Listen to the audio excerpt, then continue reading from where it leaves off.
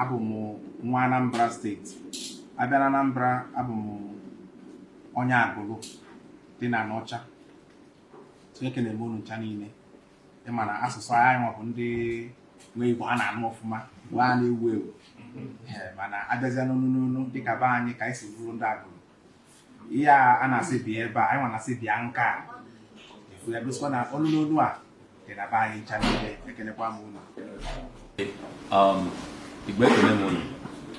Efambo Ofochi Benjamin Atagana from Obiaroko, Mbonyo Obiaroko, ne Okwane local government. Ibe ne Okwane local government no follow the Delta North,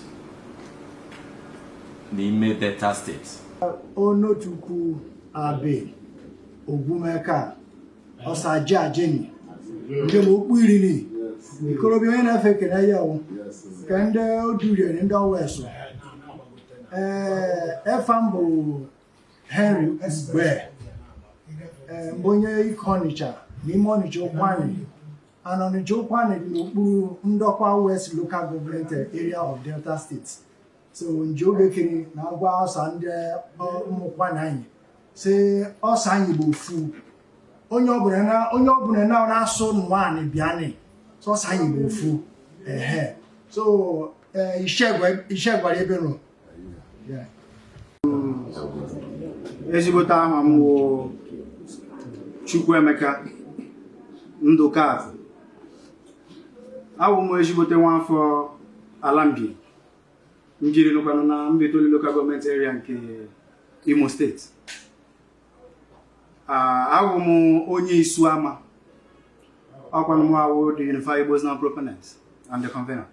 Ana m ekele unu ndị ọha na eze.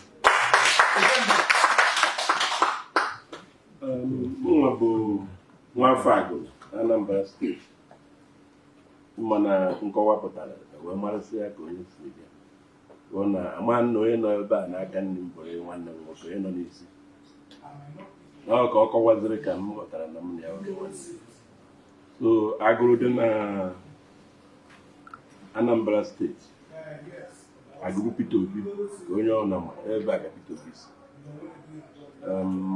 Dịrịwa na mụnwa bụ nwafọ nkịta akụziri n'ime aka. Abụ m ezigbo onye Igbo. Ọ ka anyị sị ka anyị sụrụ Igbo ebe anyị nọkịta ka anyị wee maa na anyị bụ ofu. Abịakwanụ m ka m kwuo na m kwadoro ihe a na-ana Igbo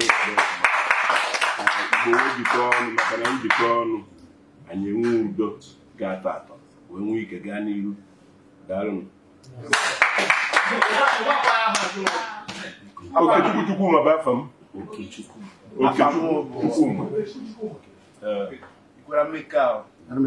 Ikwara mmeka bụ mama afọ m bụ aha mgbazuru ike onye isi okporo Ikwere Local Government Rivers State. Nkana mmanụ mmeka Ikwara mmeka bụ mama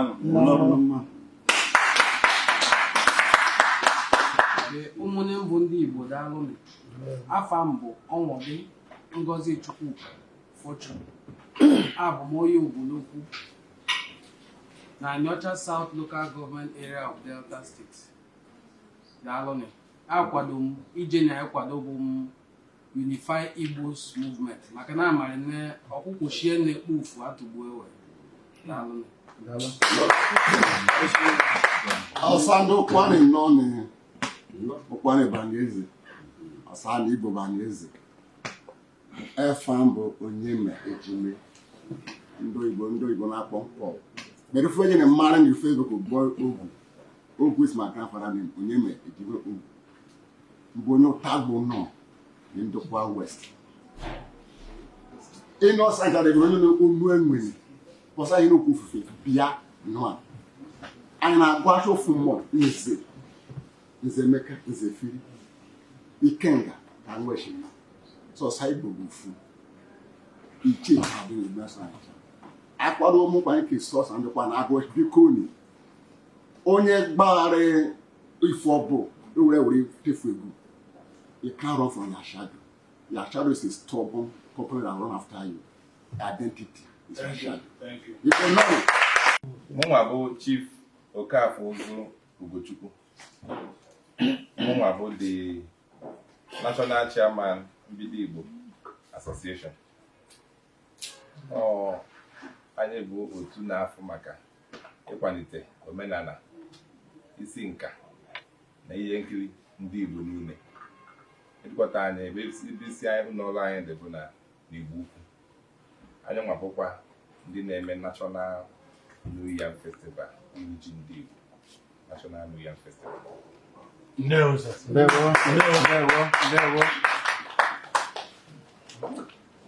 Nna ya ukwu, kedu ebe a na-etu gị anyị ma n'igwe ka ị bụ? Mụnwa bụ usoro ya Majesty Eze Ambassador CNN Nwajiagụ PhD, Eze gburugburu Akpụgo Eze, Ojibadoko gọọmenti Enugu steeti. Ndewo nna anyị. Igwe. Mụnwa bụ Uchenna Jonathan Ogwaru.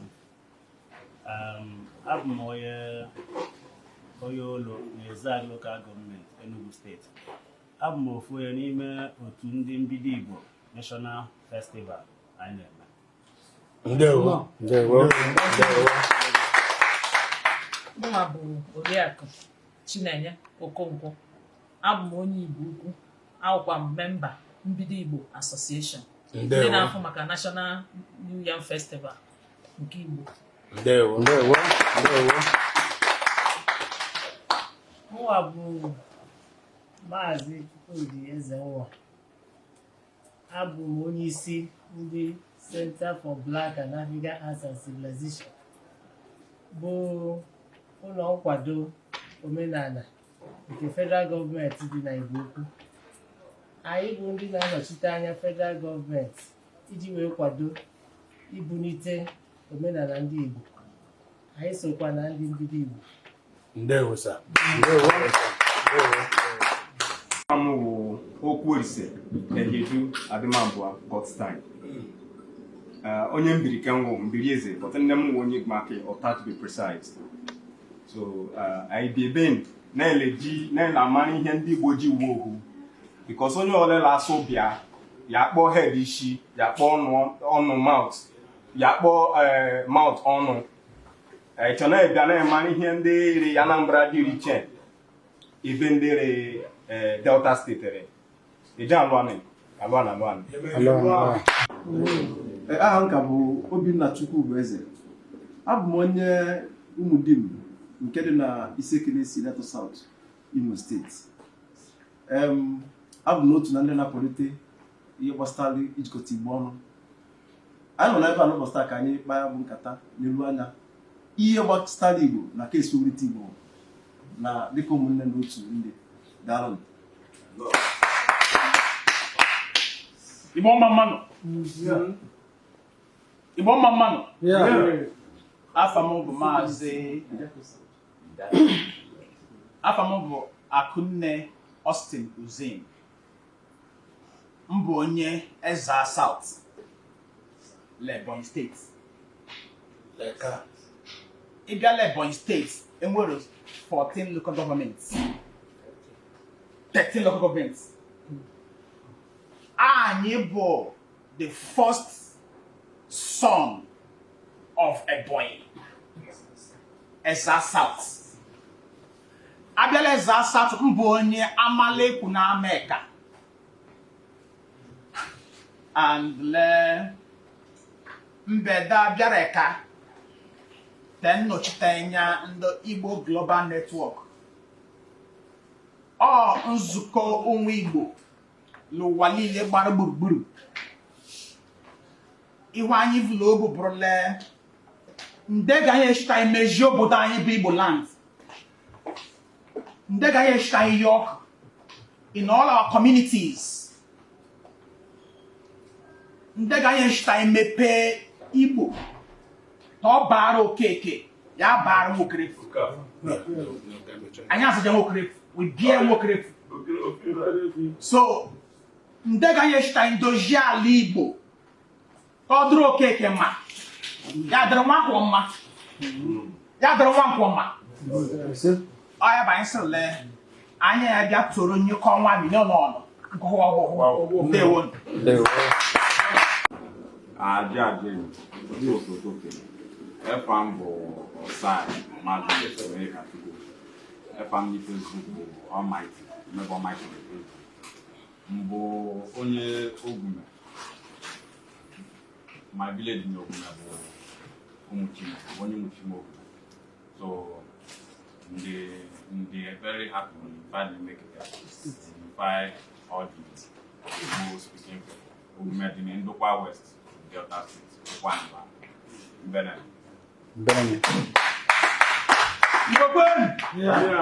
biko afọ m bụ Dr. Nathan Okechukwu onye Jimbe amụ onye Unubi na Nnewi South Anambra State biko na nna ebe a bụ Chiks nọrọ ebe a because na mgbe nna obodo oyibo ka o ziri m ozi na 2018 7th of April si mụ na aha Igbo na olugo mgbe anyị ga-enwere onwe anyị na anyị ga-enwere onwe anyị ma ọ bụ na anyị duru n'ofu anyị bụrụ ofu nwere onwe anyị ndị Igbo si na anụkọ akwụkwọ mmiri ọnụ omegịnị ọgba ọfụfụ so biko ya ka ji bịa bata achọrọ ka ndị Igbo bụrụ ofu Igbo kwenu ọkwụrụ na afụgo ndị Igbo bụ ofu onye ọbụla na-ekwu okwu na-asị afa m bụ onwe onye kwuru ihe dị iche afa m bụ Chukwuemeka Nwakogolo ọmụ obodo Ọkpala Eze Time nọ n'Ochugbo nke dị na Anịọcha South Delta State anyị bụ isi sekpu ntị ndị ifụlọ ọgwụ ju nni ọ bụ n'ilu Ọnịchugbo ife a na-akpọ ogbe mbụ isi ekpe anyị fụ ọgwụ ju nni would they fight live food case you no hear my language anyị na-afụ ọgwụ ju nni so anyị bụ ndị mmụọ dieli igbu dieli ife nji bịa bụ ka anyị wee gwa ndị mmadụ na Igbo bụ ofu n'ala bụ otu ka anyị kọma mmiri ọnụ bụ ofu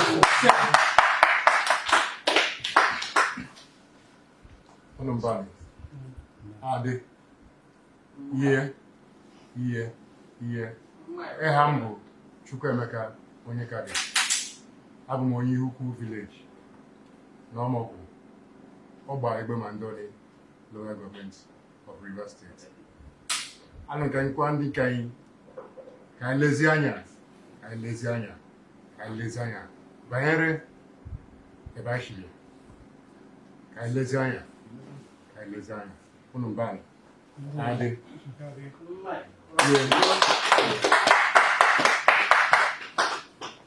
efamo azuka ụka etumudo ịgbakere mma ọrịna niile unify Igbo le ndị Igbanke under Orion in Edo State. We are the Igbo people sent to Edo, but we are not an Edo people, guys, Benin people. We are real Igbo people and we speak Igbo. Igbanke speak Igbo. Alwano. Hello.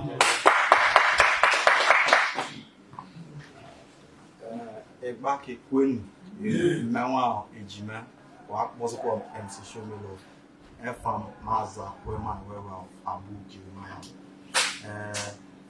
ihe anyị na-ebe nọ na maka na ihe adọjale wa akpa ale dị mma ya ga-esimelicha akụkpa ma ememe ohu maka na eko gbugbe kpeko ogbu ya sidodo na elecha akụkpa ma alụanị Igbo meka Igbo rie Igbo zon aha m bụ Chukwudindụ ọtọ sọrọ Chukwu abụ m onye Imo steeti onye Amike na Olu Imo steeti so ihe anyị ji bịa ebe a ka anyị gwa ndị Igbo bụ ofu ka Igbo bịakọta ọnụ ka anyị mara nwanne anyị ọ ga-adịrị onye ọbụla na Mbenenio efam bụ Omenebele Oje Agụba mbụ onye Ọnịcha Ụkwanị bụ onye Umungwuru na-ekwuchi ọsa ọnụ na-asụ nụa na-ebịa bụ ndị Igbo achachafụwa ya eziokwu dike Chukwuedemefuga erere n'omume anụhụ ife na-achacha na Mbenenio abụ m onye uke nke dị na Idemmili North Local Government Area nke dị n'ime Anambra Steeti. Obi bụ m so ụtọ na m bịara ebe a nụkwa ọtụtụ asụsụ dị iche iche obi na-asọ m lịrịrịrị mana n'ime asụsụ niile ama nnọọ Igbo ka anyị na-asụ and afọ anyị niile bụcha afọ Igbo. O wee bụrụ ya na nna agwakwazi anyị nwabụ ndị Igbo biko ka anyị gbaa mbọ fụ na anyị ada enwe nkewa na onye abụ onye ebe a ma na onye abụrụ onye ebe a biko ka anyị kwụsị ya. Ọzọkwa bụ ka anyị na-asụrụ ụmụ anyị Igbo na-asụ Igbo ka anyị na-ede Igbo na-eri Igbo werekwazi ya na-eme ife n'ebe ọ bụ na anyị fụrụ onwe anyị ka anyị sụọ Igbo ma na anyị bụ ofu ọ bụrụ na nwanne gị na-asụrụ gị Igbo ị na-asụrụ ya Bekee ịfụ na ọ dabara ya bụ ọ ga-adị ndị Igbo niile mma na esi ụlọ mgbasa ozi Blaze 91.5 FM Oraifite wee bịa ebe a tata. Afa m bụ Obiageri Arinze. Abụ m onye Agụzi Igbo dị na Anịọcha Local Government, Anambra State. Ana m represent the Way City Estate and the marketing manager of the Way City Estate. Ihe m na-ayọ ndị Igbo, anyị ncha niile bụ ofu. Ihe m chọrọ ka anyị kwụsị bụ ọgụ anyị na-anọ na soshal midia. Sọsọ Igbo ihe na-anọ ọgụ na soshal midia ka anyị gaa ahụ benata ya. Anyị ncha niile bụ ofu. Ụlọ ọchịchị Dunukọfịa Local Government, Anambra State. Abịa m taa fụ na ihe unu na-eme masị m ya mere m ji nọnyere unu Igbo ekene elu ndị wakwa na onye isi Igbo ekele m unu. Ndewo. Afọ m bụ Ikenna Obianeri. Esi m Osu Local Government Area na Imo State. Ama nọchite anya ndị Punch newspapers ebe a. Okay. Ekele m unu. Ndewo.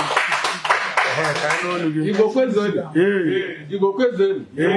Aha m bụ Chimaobi Nwiwu. Abụ m onye Imo State. Abụ m onye Ata. In Ikeduru Local Government Area. Enwere nwanne m nwoke mere introduce na ya bụ onye Mberi in Mbitoli. Anyị niile nọbụ na Mbitoli Ikeduru Local Government Area before abịa kewa anyị nọzie na Ikeduru. Obi bụ sọ m aṅụrị tata maka na ọgụ m ga-asị m bidoro lụma mgbe nka nọ University na Ekpoma in Edo State. Mgbe ahụ ihe anyị na-aza Igbo Students Union, Imo, Anambra, Abia, Ebonyi State, Enugu State, and mgbe ndị agbọ ji bịa hụ ihe anyị na-eme dị mma, some of them join us as Igbo students. Although na some of them people were ndị ụfọdụ na-asị mba people like ndị friends anyị like Andy from Abo. Papa a big distributor in beer and other drinks. And then Sylvester Igumbo, Sam Dikamu, these are my friends. Even my only Papa were this filling station now, Anyama filling station. Sylvester, they were all colleagues. So yeah, we have been Mbebo, and today I'm happy now.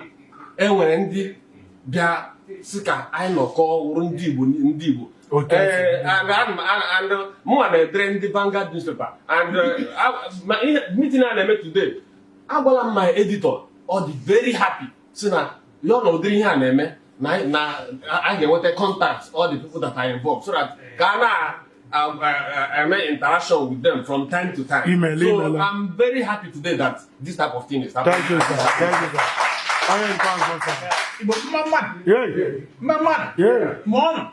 Zone.